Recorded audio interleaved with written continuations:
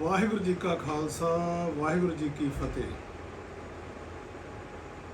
ਸਿੱਖ ਧਰਮ ਦਾ ਆਗਾਜ਼ 1469 ਈਸਵੀ ਦੇ ਵਿੱਚ ਗੁਰੂ ਨਾਨਕ ਦੇਵ ਜੀ ਦੇ ਇਸ ਸੰਸਾਰ ਵਿੱਚ ਪ੍ਰਗਟ ਹੋਣ ਦੇ ਨਾਲ ਹੋ ਜਾਂਦਾ ਔਰ 239 ਸਾਲ 10 ਜਾਮਿਆਂ ਦੇ ਵਿੱਚ ਆਪਣੀ ਹਯਾਤੀ ਦੇ ਵਿੱਚ ਗੁਰੂ ਸਾਹਿਬ ਪਹਿਲੀ ਪਾਤਸ਼ਾਹੀ ਤੋਂ ਲੈ ਕੇ 10ਵੀਂ ਪਾਤਸ਼ਾਹੀ ਤਾਈਂ ਵਿਚਰਦੇ ਰਹੇ। 1708 ਈਸਵੀ ਦੇ ਵਿੱਚ ਜਦੋਂ ਇਹ ਮਹਿਸੂਸ ਕੀਤਾ ਗਿਆ ਕਿ ਹੁਣ ਸਿੱਖ ਧਰਮ ਦੀ ਸੰਪੂਰਨਤਾ ਹੋ ਗਈ ਹੈ, ਇਸ ਤੋਂ ਬਾਅਦ ਸਾਖੀ ਰੂਪ ਦੇ ਵਿੱਚ ਗੁਰੂ ਪਰੰਪਰਾ ਨੂੰ ਖਤਮ ਕਰਦੇ ਹੋਏ ਸਾਹਿਬ ਸ੍ਰੀ ਗੁਰੂ ਗੋਬਿੰਦ ਸਿੰਘ ਸਾਹਿਬ ਜੀ ਨੇ ਅਕਤੂਬਰ 1708 ਈਸਵੀ ਦੇ ਵਿੱਚ ਗੁਰਤਾ ਗੱਦੀ ਦਾ ਤਿਲਕ ਸਾਹਿਬ ਸ੍ਰੀ ਗੁਰੂ ਗ੍ਰੰਥ ਸਾਹਿਬ ਜੀ ਨੂੰ ਦਿੱਤਾ। ਸਾਹਿਬ ਸ੍ਰੀ ਗੁਰੂ ਗ੍ਰੰਥ ਸਾਹਿਬ ਜੀ ਸਾਡੇ ਸਦੀਵੀ ਗੁਰੂ ਆ, ਜੋ 1708 ਈਸਵੀ ਤੋਂ ਲੈ ਕੇ ਰਹਿੰਦੀ ਦੁਨੀਆ ਤੱਕ ਸਾਰੀ ਦੁਨੀਆ ਦੀ ਮਨੁੱਖਤਾ ਦੀ ਰਹਿਨੁਮਾਈ ਕਰਦੇ ਰਹਿਣਗੇ। ਸਾਹਿਬ ਸ੍ਰੀ ਗੁਰੂ ਗ੍ਰੰਥ ਸਾਹਿਬ ਸ਼ਬਦ ਗੁਰੂ ਔਰ ਇਹ ਸ਼ਬਦ ਗੁਰੂ ਦਾ ਪ੍ਰਚਾਰ ਪਹਿਲੇ ਜਾਮੇ ਤੋਂ ਲੈ ਕੇ 10ਵੇਂ ਜਾਮੇ ਤੱਕ ਵੀ ਹੁੰਦਾ ਰਿਹਾ ਔਰ 1604 ਈਸਵੀ ਦੇ ਵਿੱਚ ਆਦਿ ਸ੍ਰੀ ਗੁਰੂ ਗ੍ਰੰਥ ਸਾਹਿਬ ਜੀ ਦਾ ਪ੍ਰਕਾਸ਼ ਹਰਿਮੰਦਰ ਸਾਹਿਬ ਦੇ ਵਿੱਚ ਸ੍ਰੀ ਗੁਰੂ ਅਰਜਨ ਦੇਵ ਜੀ ਦੀ ਸੰਪਾਦਨਾ ਨਾਲ ਆਰੰਭ ਹੋਇਆ ਔਰ ਉਹਨਾਂ ਦੇ ਪਹਿਲੇ ਗ੍ਰੰਥੀ ਬਾਬਾ ਬੁੱਢਾ ਜੀ ਨੂੰ ਸੌਂਪਿਆ।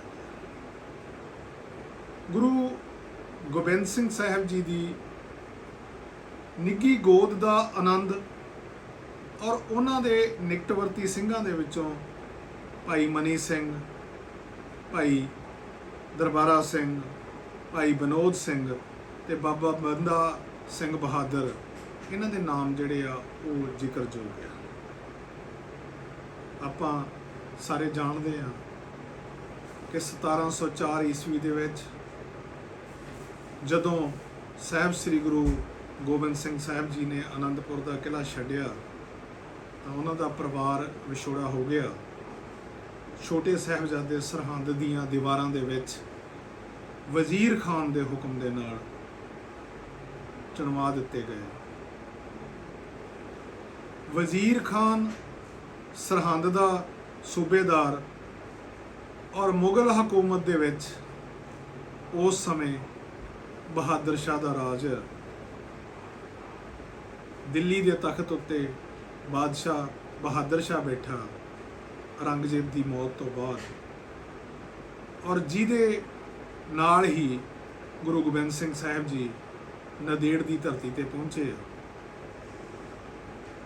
ਔਰ ਨੰਦੇੜ ਦੀ ਧਰਤੀ ਤੋਂ ਹੀ ਬਾਬਾ ਬੰਦਾ ਸਿੰਘ ਬਹਾਦਰ ਨੂੰ ਜਦੋਂ ਪੰਜਾਬ ਵੱਲ ਨੂੰ 5 ਸਿੰਘਾਂ ਦੇ ਨਾਲ ਤੋਰਦੇ ਆ ਤਾਂ ਤਕਰੀਬਨ ਪੌਣੇ 2 ਸਾਲ ਦੇ ਸਮੇਂ ਦੇ ਵਿੱਚ ਹੀ ਉਹ ਸਰਹੰਦ ਦੇ ਸੂਬੇ ਵਜ਼ੀਰ ਖਾਨ ਨੂੰ ਚੱਪੜਚਿੜੀ ਦੇ ਮੈਦਾਨ ਦੇ ਵਿੱਚ ਮਾਰ ਕੇ ਉਸ ਮੈਦਾਨ ਨੂੰ ਜਿੱਤ ਕੇ ਔਰ ਸਿੱਖ ਕੌਮ ਦਾ ਪਹਿਲਾ ਰਾਜ ਮਈ 1710 ਈਸਵੀ ਦੇ ਵਿੱਚ ਸਥਾਪਿਤ ਹੋਇਆ। ਤੋ ਇਸੇ ਸਮੇਂ ਦੇ ਵਿੱਚ ਗੁਰੂ ਸਾਹਿਬ ਦੇ ਬਖਸ਼ੇ ਹੋਏ ਸਿਧਾਂਤਾਂ ਦੇ ਅਨੁਸਾਰ ਚੱਲਣ ਵਾਲੇ ਸਿੱਖਾਂ ਦੀ ਗਿਣਤੀ ਜੋ ਹੈ ਉਹ ਬੇਸ਼ੁਮਾਰ ਹੋ ਗਈ। ਅੱਜ ਸਾਡੀ ਅਰਦਾਸ ਦਾ ਵੀ ਇਹ ਪਾਰਟ ਆ ਕਿ ਜਿਨ੍ਹਾਂ ਸਿੰਘਾਂ ਸਿੰਘਣੀਆਂ ਨੇ ਧਰਮ ਹੇਤ ਸੀਸ ਦਿੱਤੇ, ਬੰਦ ਕਟਾਏ, ਖੋਪਰੀਆਂ ਲੋਹਾਈਆਂ, ਚਰਖੜੀਆਂ ਤੇ ਚੜੇ ਗਏ, ਚਰਖੜੀਆਂ ਤੇ ਚੜੇ, ਆਰਿਆਂ ਨਾਲ ਚੀਰੇ ਗਏ, ਸਿੱਖੀ ਸਿਦਕ ਕੇਸਾਂ ਸਵਾਸਾਂ ਨਾਲ ਨਿਭਾਇਆ। ਹੁਣ ਸਿੱਖੀ ਸਿਦਕ ਕੇਸਾਂ ਸਵਾਸਾਂ ਨਾਲ ਨਿਭਾਇਆ, ਇਹਦੀ ਜੇ ਅਸੀਂ ਐਗਜ਼ਾਮਪਲ ਦੇਖਣੀ ਹੋਵੇ ਜਾਂ ਲੰਗਰ ਦੀ ਪ੍ਰਥਾ ਨੂੰ ਕਿਸ ਤਰ੍ਹਾਂ ਅੱਜ ਦੇ ਤੌਰ ਤੇ ਪ੍ਰਚਲਿਤ ਰੱਖਿਆ, ਭਾਵੇਂ ਕਿ ਲੱਖਾਂ ਹੀ ਔਕੜਾਂ ਆਈਆਂ ਔਰ ਲੰਗਰ ਦੀ ਪ੍ਰਥਾ ਨੂੰ ਚਾਲੂ ਰੱਖਦਿਆਂ ਔਰ ਕੇਸਾਂ ਦੀ ਮਹੱਤਤਾ ਨੂੰ ਦਰਸਾਉਂਦਾ ਹੋਇਆ ਸਿੱਖ ਕੌਮ ਦਾ ਪਹਿਲਾ ਸ਼ਹੀਦ ਭਾਈ ਤਾਰੂ ਸਿੰਘ ਜੀ ਹੋਏ। ਭਾਈ ਤਾਰੂ ਸਿੰਘ ਜੀ ਦਾ ਜਨਮ ਸ਼ਹੀਦ ਭਾਈ ਜੋਧ ਸਿੰਘ ਉਹਨਾਂ ਦੇ ਗ੍ਰਹਿ ਵਿਖੇ ਮਾਤਾ ਧਰਮ ਕੌਰ ਉਹਨਾਂ ਦੇ ਕੁੱਖੋਂ ਹੋਇਆ। ਇੱਕ ਉਹਨਾਂ ਦੀ ਛੋਟੀ ਭੈਣ ਸੀ ਜਿਹਦਾ ਨਾਂ ਸੀ ਤਾਰ ਕੌਰ, ਪਿੰਡ ਪੂਲਾ, ਜ਼ਿਲ੍ਹਾ ਅੰਮ੍ਰਿਤਸਰ ਦੇ ਵਿੱਚ। ਉਸ ਸਮੇਂ ਤੱਕ ਜੋ ਹਕੂਮਤ ਦਾ ਮਰਕਜ਼ ਆ, ਜੋ ਸਿੱਖਾਂ ਦੇ ਉੱਤੇ ਬਹੁਤ ਜ਼ਿਆਦਾ ਜ਼ੁਲਮ ਕਰ ਰਿਹਾ, ਉਹ ਲਾਹੌਰ ਦੇ ਵਿੱਚ ਆ।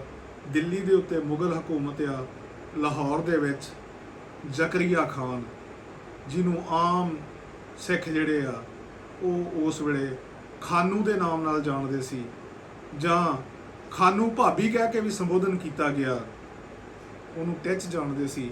ਜਾਂ ਅੱਜ ਵੀ ਜਦੋਂ ਗੱਲ ਹੁੰਦੀ ਆ ਕਿ ਅਸੀਂ ਤਾਂ ਜ਼ਕਰੀਆ ਖਾਨ ਤੋਂ ਨਹੀਂ ਝੁਕੇ, ਅਸੀਂ ਹੋਰ ਕਿਸੇ ਦੀ ਈਨ ਕਿਸ ਤਰ੍ਹਾਂ ਮੰਨ ਸਕਦੇ।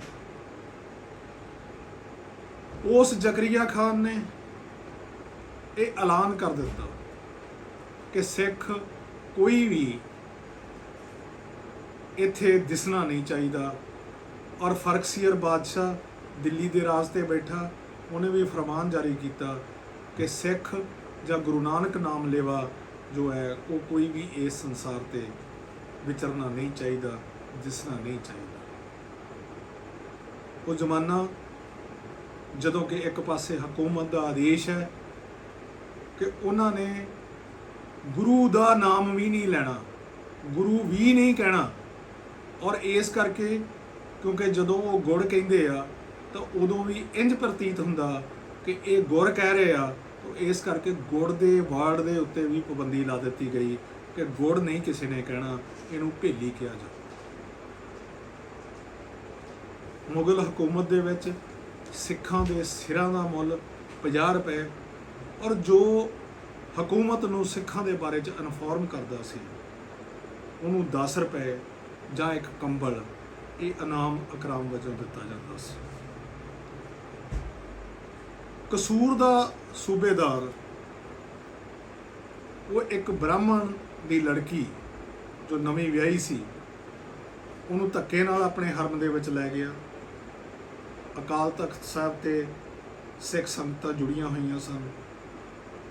ਸਿੱਖ ਸੰਗਤਾਂ ਕੋਲੇ ਜਦੋਂ ਇਹ ਫਰਿਆਦ ਪਹੁੰਚੀ ਤਾਂ ਭਾਵੇਂ ਗਿਣਤੀ ਵਿੱਚ ਥੋੜੇ ਸਨ, ਉਹ ਜਾ ਕੇ ਕਸੂਰ ਦੇ ਨਵਾਬ ਦੇ ਕੋਲੋਂ ਉਸ ਬੇਟੀ ਨੂੰ ਛੁਡਾ ਲਿਆਉਂਦੇ ਆ ਤੇ ਉਹਦੇ ਵਾਰਸਾਂ ਦੇ ਹਵਾਲੇ ਕਰਦੇ। 1720 ਦੇ ਵਿੱਚ ਜਨਮਿਆ ਹੋਇਆ ਭਾਈ ਤਾਰੂ ਸਿੰਘ ਜਦੋਂ ਇਸ ਖਬਰ ਤੋਂ ਜਾਣੂ ਹੁੰਦਾ ਤਾਂ ਉਹ ਬਹੁਤ ਪ੍ਰਭਾਵਿਤ ਹੁੰਦਾ ਕਿ ਇਹ ਸਿੱਖੀ ਸਰੂਪ ਵਾਲੇ ਲੋਕ ਕਿੰਨੇ ਨੇਕ ਕੰਮ ਕਰ ਰਹੇ ਆ। ਪਰ ਉਹਨਾਂ ਨੂੰ ਜੰਗਲਾਂ ਦੇ ਵਿੱਚ ਰਹਿਣਾ ਪੈ ਰਿਹਾ, ਉਹਨਾਂ ਨੂੰ ਘੋੜਿਆਂ ਦੀਆਂ ਕਾਠੀਆਂ ਤੇ ਰਹਿਣਾ ਪੈ ਰਿਹਾ, ਉਹਨਾਂ ਦੇ ਮਗਰ ਸਰਕਾਰੀ ਫੌਜ ਲੱਗੀ ਹੋਈ ਆ ਜਿਹੜੀ ਕਿ ਉਹਨਾਂ ਨੂੰ ਟਿਕਣ ਨਹੀਂ ਦਿੰਦੀ। ਵਰਣਨਯੋਗ ਆ ਕਿ ਉਸ ਸਮੇਂ 3 ਤਰ੍ਹਾਂ ਦੇ ਸਿੱਖ ਵਿਚਰ ਰਹੇ ਸੀ। ਇੱਕ ਉਹ ਜਿਹੜੇ ਹਕੂਮਤ ਦੇ ਕੋਲ ਨੌਕਰੀ ਕਰਦੇ ਸੀ ਪਰ ਸਿੱਖੀ ਦਰਦ ਰੱਖਦੇ ਸੀ, ਆਪਣੇ ਸਿੱਖ ਭਰਾਵਾਂ ਦੇ ਨਾਲ ਹਮਦਰਦੀ ਕਰਦੇ ਸੀ। ਦੂਸਰੇ ਉਹ ਸਧਾਰਨ ਪਰਿਵਾਰ ਸੀ ਜਿਹੜੇ ਸਰਕਾਰ ਨੂੰ ਟੈਕਸ ਦਿੰਦੇ ਸੀ, ਸਰਕਾਰ ਦੇ ਬਣਾਏ ਹੋਏ ਨਿਯਮਾਂ ਦੀ ਪਾਲਣਾ ਕਰਦੇ ਸੀ, ਮੁਗਲ ਹਕੂਮਤ ਦੀ ਅਧੀਨਗੀ ਦੇ ਵਿੱਚ ਕੰਮ ਕਰਦੇ ਸੀ, ਉਹਨਾਂ ਦੇ ਲਾਏ ਹੋਏ ਜਜ਼ੀਏ ਨੂੰ ਭਰਦੇ ਸੀ, ਉਹਨਾਂ ਦੇ ਲਾਏ ਹੋਏ ਟੈਕਸ ਨੂੰ ਭਰਦੇ ਸੀ, ਆਪਣੀ ਕਿਰਤ ਕਮਾਈ ਕਰਕੇ ਆਪਣਾ ਪੇਟ ਪਾਲਦੇ ਸੀ। ਇਹ ਜਿਹੜੇ ਪਹਿਲੀ 2 ਕਿਸਮ ਦੇ ਲੋਕ ਆ, ਪਹਿਲਾਂ ਇਹਨਾਂ ਨੂੰ ਮਾਰਨ ਦਾ ਫਰਮਾਨ ਨਹੀਂ ਹੁੰਦਾ ਸੀ, ਪਰ ਉਹ ਜਿਹੜੇ ਸਿੰਘ ਸ਼ਸਤਰਧਾਰੀ ਜੋ ਛੋਟੀਆਂ-ਛੋਟੀਆਂ ਮੁਹਿੰਮਾਂ ਦੇ ਵਿੱਚ ਮੁਗਲ ਹਕੂਮਤ ਨੂੰ ਟੱਕਰ ਦਿੰਦੇ ਰਹਿੰਦੇ ਸਨ, ਉਹਨਾਂ ਦਾ ਪਿੱਛਾ ਕੀਤਾ ਜਾਂਦਾ ਸੀ, ਉਹਨਾਂ ਨੂੰ ਫੜ ਕੇ ਮਾਰ ਦਿੱਤਾ ਜਾਂਦਾ ਸੀ। ਪਰ ਇਸ ਤਰ੍ਹਾਂ ਕਰਨ ਦੇ ਨਾਲ ਉਹਨਾਂ ਦਾ ਮੰਤਵ ਸੋਲਵ ਨਹੀਂ ਹੋ ਰਿਹਾ ਸੀ, ਕਿਉਂਕਿ ਇਹ 2 ਕਿਸਮ ਦੇ ਜਿਹੜੇ ਸਿੱਖ ਆ ਇਹਨਾਂ ਨੂੰ ਕੋਈ ਨਹੀਂ ਮਾਰਿਆ ਜਾਂਦਾ ਸੀ, ਇਹ ਆਪਣਾ ਕਾਰ ਵਿਹਾਰ ਕਰਦੇ ਰਹਿੰਦੇ ਸਨ। ਹਕੂਮਤ ਦੀ ਇੱਕ ਮੀਟਿੰਗ ਹੁੰਦੀ ਆ ਜਿਹਦੇ 'ਚ ਆਕਲ ਦਾਸ ਜਾਂ ਜਿਹਨੂੰ ਆਪਾਂ ਹਰਭਗਤ ਨਰੰਜਣੀਆਂ ਜੰਡਿਆਲਾ ਗੁਰੂ ਤੋਂ ਆ, ਉਹ ਵੀ ਹਾਜ਼ਰ ਹੁੰਦਾ। ਔਰ ਜ਼ਕਰੀਆ ਖਾਨ ਇੱਕ ਸਵਾਲ ਕਰਦਾ ਕਿ ਮੈਂ ਸਿੱਖਾਂ ਦੇ ਸਿਰਾਂ ਦੇ ਮੁੱਲ ਰੱਖ ਦਿੱਤੇ, ਸਿੱਖਾਂ ਨੂੰ ਸਿੱਖਾਂ ਦੇ ਬਾਰੇ ਵਿੱਚ ਕਿਸੇ ਨੂੰ ਸੂਹ ਦੇਣ ਵਾਲੇ ਨੂੰ ਇਨਾਮ ਇਕਰਾਮ ਰੱਖ ਦਿੱਤੇ, ਪਰ ਫਿਰ ਵੀ ਹਨੇਰੇ ਸਵੇਰੇ ਸਿੱਖ ਸਾਡੀਆਂ ਫੌਜਾਂ ਦੇ ਉੱਤੇ ਹਮਲੇ ਕਰਦੇ ਰਹਿੰਦੇ ਆ, ਲੁੱਟਮਾਰ ਕਰਦੇ ਰਹਿੰਦੇ ਆ, ਔਰ ਸਾਡੇ ਲਈ ਹਕੂਮਤ ਲਈ ਸਿਰਦਰਦੀ ਬਣਦੇ ਆ। ਉਸ ਆਕਲਦਾਸ ਹਰਭਗਤ ਨਰੰਜਣੀਏ ਨੇ ਇਹ ਸੁਝਾਅ ਦਿੱਤਾ ਕਿ ਸਿੱਖ ਕਦੇ ਖਤਮ ਨਹੀਂ ਹੋ ਸਕਦੇ ਜਦੋਂ ਤੱਕ ਉਹਨਾਂ ਦੀ ਸੇਵਾ ਪਾਣੀ ਕਰਨ ਲਈ, ਉਹਨਾਂ ਨੂੰ ਰਸਦ ਪਾਣੀ ਪਹੁੰਚਾਉਣ ਲਈ, ਉਹਨਾਂ ਲਈ ਲੰਗਰ ਲਗਾਉਣ ਦੇ ਲਈ, ਇਹ ਜਿਹੜੇ ਸਧਾਰਨ ਸਿੱਖ ਆ ਜਿਹੜੇ ਦੇਖਣ ਨੂੰ ਕੋਈ ਇਹੋ ਜਿਹੀ ਐਕਟੀਵਿਟੀ ਨਹੀਂ ਕਰਦੇ, ਜਿੰਨਾ ਚਿਰ ਉਹਨਾਂ ਨੂੰ ਖਤਮ ਨਹੀਂ ਕੀਤਾ ਜਾਂਦਾ, ਉਹਨਾਂ ਨੂੰ ਰਸਦ ਪਾਣੀ ਪਹੁੰਚਣਾ ਨਹੀਂ ਬੰਦ ਹੁੰਦਾ, ਉਹਨਾਂ ਚਿਰ ਉਹ ਹਮਲੇ ਇਸੇ ਤਰ੍ਹਾਂ ਹੀ ਕਰਦੇ ਰਹਿਣਗੇ। ਉਹਦੇ ਸੁਝਾਅ ਦੇ ਉੱਤੇ ਜ਼ਕਰੀਆ ਖਾਨ ਨੇ ਕਿਹਾ ਕਿ ਇਹੋ ਜਿਹੇ ਕੋਈ ਲੋਕ ਵਸਦੇ ਆ, ਤਾਂ ਉਹਨੇ ਨਾਂ ਲਿਆ ਕਿ ਇੱਕ ਸਿੱਖ ਭਾਈ ਤਾਰੂ ਸਿੰਘ ਜਵਾਨੀ ਦੀ ਉਮਰ ਦੇ ਵਿੱਚ ਆ, ਇੱਕ ਉਹਦੀ ਬੁੱਢੀ ਮਾਂ ਵਾ, ਇੱਕ ਉਹਦੀ ਛੋਟੀ ਭੈਣ ਆ, ਸਾਰਾ ਪਰਿਵਾਰ ਖੇਤੀਬਾੜੀ ਕਰਦਾ, ਬਹੁਤ ਛੋਟੀ ਜੀ ਖੇਤੀ ਆ, ਜੋ ਵੀ ਉਹਨਾਂ ਕੋਲੇ ਬਚਦਾ ਉਹ ਆਪ ਤੇ ਰੋਟੀ ਨਹੀਂ ਖਾਂਦੇ, ਆਪ ਤੇ ਭੁੱਖੇ ਸੌ ਜਾਣਗੇ, ਪਰ ਜਿਹੜੇ ਸਿੱਖ ਜੰਗਲਾਂ ਵਿੱਚ ਰਹਿੰਦੇ ਆ ਉਹਨਾਂ ਲਈ ਲੰਗਰ ਪਾਣੀ ਪਹੁੰਚਾਉਣਾ ਉਹਨਾਂ ਦੇ ਨਿੱਤ ਦਾ ਕੰਮ ਹੈ। ਉਹਨਾਂ ਦੇ ਲੰਗਰ ਪਾਣੀ ਪਹੁੰਚਣ ਦੇ ਨਾਲ ਹੀ ਉਹ ਬੰਦੇ ਜਿੰਦਾ ਵਾ, ਅਦਰਵਾਈਜ਼ ਉਹਨਾਂ ਦੇ ਮੌਤ ਜਿਹੜੀ ਆ ਉਹ ਭੁੱਖ ਨਾਲ ਹੀ ਹੋ ਜਾਣੀ ਆ। ਹਕੂਮਤ ਨੂੰ ਕੋਈ ਜ਼ਿਆਦਾ ਤਰੱਦਦ ਨਹੀਂ ਕਰਨਾ। ਜ਼ਕਰੀਆ ਖਾਨ ਨੇ ਹੁਕਮ ਦਿੱਤਾ ਕਿ ਉਸ ਤਾਰੂ ਸਿੰਘ ਨੂੰ ਫੜ ਕੇ ਮੇਰੇ ਸਾਹਮਣੇ ਪੇਸ਼ ਕੀਤਾ ਜਾਵੇ। ਇੱਕ ਬੰਦੇ ਨੂੰ ਫੜਨ ਲਈ, ਇੱਕ ਸਿੱਖ ਨੂੰ ਫੜਨ ਲਈ ਉਸ ਵੇਲੇ ਹਰਭਗਤ ਨਰੰਜਣੀਏ ਦੇ ਨਾਲ 20 ਸਿਪਾਹੀ ਭੇਜੇ ਗਏ, ਜਿਨ੍ਹਾਂ ਨੇ ਉਹਨਾਂ ਦੇ ਘਰ ਨੂੰ ਘੇਰਾ ਪਾਇਆ। ਉਹਨਾਂ ਨੂੰ ਅਰੈਸਟ ਕਰਨ ਲਈ ਜਦੋਂ ਅੱਗੇ ਵਧੇ ਤਾਂ ਉਹਨਾਂ ਨੇ ਕਿਹਾ ਕਿ ਮੈਂ ਇਹ ਗ੍ਰਿਫਤਾਰੀ ਦੇਣ ਤੋਂ ਮੈਨੂੰ ਕੋਈ ਇਤਰਾਜ਼ ਨਹੀਂ ਹੈ, ਪਰ ਤੁਸੀਂ ਆਪਣੇ ਮਾਲਕ ਦਾ ਹੁਕਮ ਮੰਨਦੇ ਹੋਏ ਇੱਥੇ ਪਹੁੰਚੇ ਹੋ, ਪਰ ਮੇਰੇ ਮਾਲਕ ਦਾ ਹੁਕਮ ਹੈ ਕਿ ਜਦੋਂ ਲੰਗਰ ਪ੍ਰਸ਼ਾਦੇ ਦਾ ਟਾਈਮ ਹੋਵੇ ਤਾਂ ਕੋਈ ਵੀ ਆਏ, ਕਿਸੇ ਵੀ ਧਰਮ ਨਾਲ ਸੰਬੰਧ ਰੱਖਦਾ ਹੋਵੇ, ਉਹਨੂੰ ਲੰਗਰ ਪਾਣੀ ਛਕਾਏ ਤੋਂ ਬਿਨਾਂ ਨਹੀਂ ਜਾਣ ਦੇਣਾ। ਤੁਸੀਂ ਬੜਾ ਲੰਬਾ ਸਫ਼ਰ ਕਰਕੇ ਆਏ ਹੋ, ਪਹਿਲਾਂ ਬੈਠੋ, ਪ੍ਰਸ਼ਾਦਾ ਛਕੋ, ਔਰ ਉਸ ਤੋਂ ਬਾਅਦ ਮੈਨੂੰ ਜਿੱਥੇ ਲੈ ਕੇ ਜਾਣਾ ਚਲੇ ਜਾਓ। ਔਰ ਉਹਨਾਂ ਨੇ ਭਾਈ ਤਾਰੂ ਸਿੰਘ ਦੇ ਘਰ ਬੈਠ ਕੇ ਉਹਨਾਂ ਦੀ ਰਿਕੁਐਸਟ ਮੰਨੀ। ਉਹਨਾਂ 20 ਸਿਪਾਹੀਆਂ ਨੇ ਲੰਗਰ ਛਕਿਆ। ਉਸ ਤੋਂ ਬਾਅਦ ਉਹ ਉਸ ਨੂੰ ਗ੍ਰਿਫਤਾਰ ਕਰਕੇ ਉਹਨਾਂ ਦੀ ਭੈਣ ਨੂੰ ਵੀ ਗ੍ਰਿਫਤਾਰ ਕਰ ਲਿਆ। ਉਹ ਲਾਹੌਰ ਵੱਲ ਨੂੰ ਜ਼ਕਰੀਆ ਖਾਨ ਦੇ ਪੇਸ਼ ਕਰਨ ਲਈ ਉਹਨੂੰ ਲੈ ਗਏ। ਪਿੰਡ ਵਾਲਿਆਂ ਨੇ ਬੜੀਆਂ ਦਲੀਲਾਂ ਦਿੱਤੀਆਂ, ਬੜਾ ਵਿਰੋਧ ਕੀਤਾ ਕਿ ਇਹ ਕੋਈ ਗੈਰ ਕਾਨੂੰਨੀ ਕੰਮ ਨਹੀਂ ਕਰਦੇ, ਆਪਣੀ ਮਿਹਨਤ ਮਜ਼ਦੂਰੀ ਕਰਦੇ ਆ, ਆਪਣੇ ਪੇਟ ਦਾ ਪਾਲਣ ਪੋਸ਼ਣ ਕਰਦੇ ਆ, ਆਪਣੇ ਭਰਾਵਾਂ ਲਈ ਲੰਗਰ ਲਾਉਂਦੇ ਆ, ਪਰ ਇਹ ਸਾਰੇ ਟੈਕਸ ਹਕੂਮਤ ਨੂੰ ਦਿੰਦੇ ਆ, ਹਕੂਮਤ ਦੇ ਬਣਾਏ ਹੋਏ ਕਾਨੂੰਨਾਂ ਦੇ ਅਨੁਸਾਰ ਕੰਮ ਕਰਦੇ ਆ, ਤੇ ਇਹਨਾਂ ਦੀ ਗ੍ਰਿਫਤਾਰੀ ਜਿਹੜੀ ਆ ਉਹ ਨਜਾਇਜ਼ ਹੈ। ਪਰ ਕਿਉਂਕਿ ਹਕੂਮਤ ਨੂੰ ਜਾਂ ਉਹਨਾਂ ਸਿਪਾਹੀਆਂ ਦੇ ਕੋਲ ਇਹ ਆਦੇਸ਼ ਸੀ ਕਿ ਉਹਨਾਂ ਨੂੰ ਗ੍ਰਿਫਤਾਰ ਕਰਕੇ ਲੈ ਕੇ ਆਵੋ, ਇਸ ਕਰਕੇ ਭਾਈ ਤਾਰੂ ਸਿੰਘ ਨੇ ਵੀ ਕਿਹਾ ਕਿ ਤੁਸੀਂ ਰੁਕਾਵਟ ਨਾ ਬਣੋ, ਉਹਨਾਂ ਨੂੰ ਆਪਣੇ ਆਦੇਸ਼ ਦੀ ਪਾਲਣਾ ਕਰਨ ਦਿਓ। ਭਾਈ ਤਾਰੂ ਸਿੰਘ ਨੂੰ ਗ੍ਰਿਫਤਾਰ ਕਰਕੇ ਲੈ ਗਏ। ਰਸਤੇ ਦੇ ਵਿੱਚ ਵੀ ਰਸਤੇ ਦੇ ਪਿੰਡਾਂ ਨੇ ਬਹੁਤ ਕੋਸ਼ਿਸ਼ ਕੀਤੀ ਕਿ ਉਹਨਾਂ ਨੂੰ ਗ੍ਰਿਫਤਾਰੀ ਦੇ ਵਿੱਚੋਂ ਛੁਡਾ ਲਿਆ ਜਾਵੇ, ਪਰ ਕਿਉਂਕਿ ਉਹਨਾਂ ਨੇ ਕਿਹਾ ਕਿ ਇਹ ਹਕੂਮਤ ਦਾ ਆਦੇਸ਼, ਉਹਨਾਂ ਨੂੰ ਆਪਣਾ ਆਦੇਸ਼ ਵਜਾਉਣ ਦਿਓ, ਮੇਰਾ ਗੁਰੂ ਆਪਣਾ ਕੰਮ ਕਰੇਗਾ, ਮੈਂ ਆਪਣਾ ਕੰਮ ਕਰਾਂਗਾ, ਇਸ ਕਰਕੇ ਤੁਸੀਂ ਇਹਦੇ ਵਿੱਚ ਆੜੇ ਨਾ ਆਓ। ਬਹੁਤ ਮਿੰਨਤਾਂ ਤਰਲਿਆਂ ਤੋਂ ਬਾਅਦ ਉਹ ਮੰਨ ਗਏ ਕਿ ਚਲੋ ਉਹਨਾਂ ਦੀ ਭੈਣ ਨੂੰ ਛੁਡਾ ਲਿਆ ਜਾਵੇ। ਤਾਂ ਉਹਨਾਂ ਅਧਿਕਾਰੀਆਂ ਨੂੰ ਰਿਸ਼ਵਤ ਦੇ ਕੇ ਉਹਨਾਂ ਦੀ ਭੈਣ ਨੂੰ ਤਾਂ ਛੁਡਾ ਲਿਆ ਗਿਆ, ਪਰ ਭਾਈ ਤਾਰੂ ਸਿੰਘ ਨੂੰ ਜ਼ਕਰੀਆ ਖਾਨ ਦੇ ਪੇਸ਼ ਕੀਤਾ ਗਿਆ। ਜ਼ਕਰੀਆ ਖਾਨ ਨੇ ਸਵਾਲ ਕੀਤਾ ਕਿ ਤੂੰ ਹਕੂਮਤ ਵਿਰੋਧੀ ਕੰਮ ਕਰਦਾ। ਤਾਰੂ ਸਿੰਘ ਨੇ ਜਵਾਬ ਦਿੱਤਾ ਕਿ ਮੈਂ ਕਿਹੜਾ ਕੰਮ ਹਕੂਮਤ ਦੇ ਵਿਰੋਧ 'ਚ ਕੀਤਾ, ਮੈਂ ਖੇਤੀਬਾੜੀ ਕਰਦਾ, मैं उस ਜ਼ਮੀਨ ਦਾ ਲਗਾਨ ਦਿੰਨਾ, मैं ਉਹਦਾ ਜ਼ਮੀਨ ਦਾ ਟੈਕਸ ਦਿੰਨਾ, मैं ਆਪਣੀ ਫਸਲ ਵੇਚਦਾ, मैं ਫਿਰ ਉਹਦਾ ਟੈਕਸ ਦਿੰਨਾ ਵਾ। ਜਿਹੜਾ ਬਾਕੀ ਬਚਦਾ ਉਹ ਮੇਰੇ ਆਪਣੇ ਪੇਟ ਪਾਲਣ ਲਈ ਆ, ਜਾਂ ਮੇਰੀ ਮਰਜ਼ੀ ਦੇ ਹਿਸਾਬ ਨਾਲ ਮੈਂ ਜਿਹਦੇ ਲਈ ਮਰਜ਼ੀ ਲੰਗਰ ਪ੍ਰਸ਼ਾਦਾ ਲਾਵਾਂ। ਇਹਦੇ ਵਿੱਚ ਹਕੂਮਤ ਨੂੰ ਕੀ ਇਤਰਾਜ਼ ਹੋ ਸਕਦਾ? ਬੜਾ ਦਲੇਰੀ ਭਰਿਆ ਉੱਤਰ ਸੁਣ ਕੇ ਜ਼ਕਰੀਆ ਖਾਨ ਤਿਲ ਮਿਲਾ ਉੱਠਿਆ। ਕਹਿੰਦਾ ਤੈਨੂੰ ਨਵਾਬ ਦੇ ਸਾਹਮਣੇ ਬੋਲਣ ਦੀ ਜੁਰਤ ਕਿੱਦਾਂ ਹੋਈ? ਇਸ ਕਰਕੇ ਤੇਰੀ ਸਜ਼ਾ ਜਿਹੜੀ ਆ, ਤੈਨੂੰ ਕੋਹ ਕੇ ਮਾਰਿਆ ਜਾਊਗਾ, ਤੈਨੂੰ ਸ਼ਹੀਦ ਕਰ ਦਿੱਤਾ ਜਾਊਗਾ। ਹੁਣ ਇਹਦੇ ਲਈ ਇਹੀ ਹੈ ਕਿ ਜਾਂ ਤਾਂ ਤੂੰ ਇਸਲਾਮ ਧਰਮ ਕਬੂਲ ਕਰ ਲਾ ਤੇ ਜਾਂ ਫਿਰ ਤੈਨੂੰ ਸ਼ਹੀਦੀ ਲਈ ਤਿਆਰ ਹੋ ਜਾ। ਪਰ ਮੈਨੂੰ ਇੱਕ ਗੱਲ ਦੱਸ ਕਿ ਤੈਨੂੰ ਇਹ ਤਾਕਤ, ਇਹ ਦਲੇਰੀ ਇਹ ਕਿੱਥੋਂ ਮਿਲਦੀ ਹੈ? ਉਹਨਾਂ ਨੇ ਕਿਹਾ ਇਹ ਦਲੇਰੀ ਮੈਨੂੰ ਗੁਰੂ ਸਾਹਿਬ ਦੀ ਬਖਸ਼ੀ ਹੋਈ ਮੋਹਰ ਮੇਰੇ ਕੇਸਾਂ ਤੋਂ ਮਿਲਦੀ ਹੈ, ਔਰ ਲੰਗਰ ਦੀ ਪ੍ਰਥਾ ਜੋ ਆ ਇਹ ਵੀ ਮੇਰੇ ਗੁਰੂ ਸਾਹਿਬ ਦਾ ਹੁਕਮ ਆ। ਆਏ ਗਏ ਨੂੰ ਜੋ ਵੀ ਜ਼ਰੂਰਤਮੰਦ ਆ ਉਹਨੂੰ ਆਪਣੀ ਸਮਰੱਥਾ ਦੇ ਅਨੁਸਾਰ ਲੰਗਰ ਛਕਾਉਣਾ ਵਾ। ਮੈਂ ਆਪਣੇ ਗੁਰੂ ਦਾ ਹੁਕਮ ਮੰਨ ਕੇ ਕਰ ਰਿਹਾ, ਔਰ ਮੈਨੂੰ ਇਹ ਤਾਕਤ ਜਿਹੜੀ ਆ ਮੇਰੀ ਗੁਰੂ ਦੀ ਮੋਹਰ ਮੇਰੇ ਕੇਸਾਂ ਤੋਂ ਮਿਲਦੀ ਹੈ।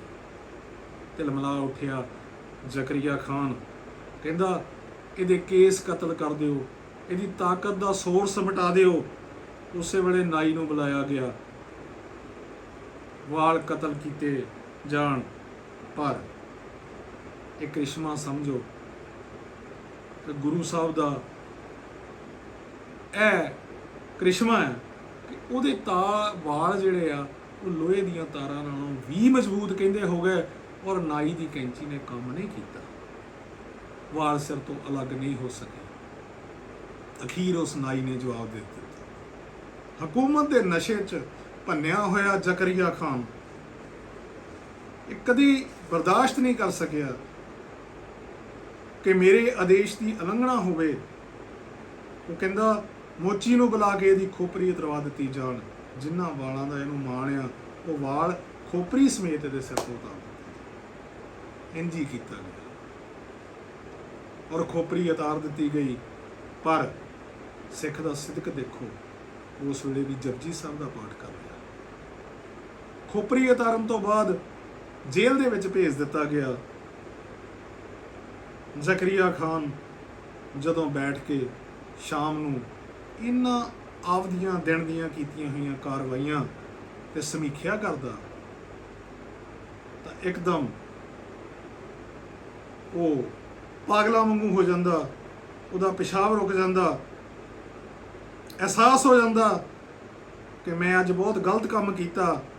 ਇਸ ਕਰਕੇ ਉਹ ਆਪਣੇ ਦਲ ਖਾਲਸਾ ਦੇ ਮੁਖੀ ਨੂੰ ਸੁਨੇਹਾ ਭੇਜਦਾ।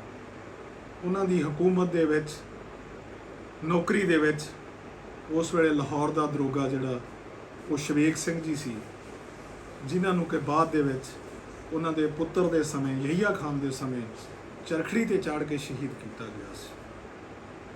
ਸ਼ਵੇਕ ਸਿੰਘ ਨੂੰ ਦੂਤ ਬਣਾ ਕੇ ਭੇਜਿਆ ਜਾਂਦਾ, ਔਰ ਸ਼ਵੇਕ ਸਿੰਘ ਜਦੋਂ ਅਰਦਾਸ ਬੇਨਤੀ ਔਰ ਇਹ ਰਿਕੁਐਸਟ ਜ਼ਕਰੀਆ ਖਾਨ ਦੀ ਲੈ ਕੇ ਦਲ ਖਾਲਸਾ ਦੇ ਮੁਖੀ ਕੋਲੇ ਪਹੁੰਚਦਾ ਕਿ ਉਸ ਨੂੰ ਬਖਸ਼ ਦਿੱਤਾ ਜਾਵੇ, ਉਹ ਆਪਣੇ ਕੀਤੇ ਗੁਨਾਹ ਦੀ ਮਾਫੀ ਮੰਗਣਾ ਚਾਹੁੰਦਾ, ਤਾਂ ਦਲ ਖਾਲਸਾ ਦੇ ਮੁਖੀ ਨੇ ਕਿਹਾ ਕਿ ਉਹਦਾ ਗੁਨਾਹ ਹੀ ਇੰਨਾ ਵੱਡਾ ਕਿ ਉਹਦੀ ਮਾਫੀ ਤੇ ਨਹੀਂ ਮਿਲ ਸਕਦੀ। ਜਿੱਥੋਂ ਤੱਕ ਇਹ ਪਿਸ਼ਾਬ ਰੁਕਣ ਦਾ ਕੰਮ ਆ, ਪਿਸ਼ਾਬ ਉਹਨੂੰ ਆ ਜਾਏਗਾ ਜਿੰਨੇ ਦਿਨ ਉਹਦੀ ਜ਼ਿੰਦਗੀ ਆ, ਪਰ ਉਹ ਭਾਈ ਤਾਰੂ ਸਿੰਘ ਦੀ ਜਿਹੜੀ ਪੈਰਾਂ ਦੀ ਪਾਈ ਹੋਈ ਜੁੱਤੀ ਆ ਉਹ ਆਪਣੇ ਸਿਰ ਦੇ ਵਿੱਚ ਆਪ ਹੀ ਮਾਰੇਗਾ ਤਾਂ ਉਹਦਾ ਪਿਸ਼ਾਬ ਆ ਜਾਇਆ ਕਰੇਗਾ। ਉਸੇ ਵੇਲੇ ਜੇਲ੍ਹ ਚੋਂ ਭਾਈ ਤਾਰੂ ਸਿੰਘ ਦੀ ਜੁੱਤੀ ਮੰਗਵਾਈ ਗਈ। ਜ਼ਕਰੀਆ ਖਾਨ ਨੇ ਜ਼ੋਰ ਨਾਲ ਉਹ ਜੁੱਤੀ ਸਿਰ ਦੇ ਵਿੱਚ ਮਾਰੀ। ਜਿੰਨੀ ਜ਼ੋਰ ਦੀ ਜੁੱਤੀ ਮਾਰਦਾ ਸੀ ਉਨਾ ਹੀ ਉਹਦਾ ਪਿਸ਼ਾਬ ਨਿਕਲ ਜਾਂਦਾ ਸੀ, ਉਨੀ ਹੀ ਉਹਨੂੰ ਆਰਾਮ ਮਿਲਦਾ ਸੀ। 22 ਦਿਨ ਤੱਕ ਇਹ ਸਿਲਸਿਲਾ ਚੱਲਦਾ ਰਿਹਾ। ਪਰ ਇਹ ਕਿਹਾ ਸੀ ਕਿ ਜਿੰਨੇ ਦਿਨ ਵੀ ਇਹ ਸਿਲਸਿਲਾ ਚੱਲੇਗਾ, ਤੇਰੇ ਪ੍ਰਾਣ ਜਿੱਦਣ ਖਤਮ ਹੋਣਗੇ, ਭਾਈ ਤਾਰੂ ਸਿੰਘ ਦੇ ਪ੍ਰਾਣ ਉਸ ਤੋਂ ਬਾਅਦ ਹੀ ਜਾਣਗੇ। ਤਾਂ ਇਹ ਸਿਲਸਿਲਾ ਤਕਰੀਬਨ 22 ਦਿਨ ਖੋਪਰੀ ਲਹਾਉਣ ਤੋਂ ਬਾਅਦ 22 ਦਿਨ ਇਹ ਸਿਲਸਿਲਾ ਚੱਲਦਾ ਰਿਹਾ। ਉਹ ਤਾਰੂ ਸਿੰਘ ਜੀ ਹੋਰਾਂ ਦੀ ਜੁੱਤੀ ਆਪਣੇ ਸਿਰ ਦੇ ਵਿੱਚ ਮਾਰਦਾ ਰਿਹਾ। ਟਾਈਮਲੀ ਜੋ ਵੀ ਰਿਲੀਫ ਮਿਲਦਾ ਸੀ ਮਹਿਸੂਸ ਕਰਦਾ ਰਿਹਾ, ਪਰ 22ਵੇਂ ਦਿਨ ਉਹ ਇਸ ਨਾਸ਼ਵਾਨ ਸ਼ਰਾਬ ਤੋਂ ਸਿੱਖ ਕੌਮ ਦੀਆਂ ਜੁੱਤੀਆਂ ਖਾਂਦਾ ਹੋਇਆ ਜ਼ਕਰੀਆ ਖਾਨ ਇਸ ਜਹਾਨ ਤੋਂ ਕੂਚ ਕਰ ਗਿਆ।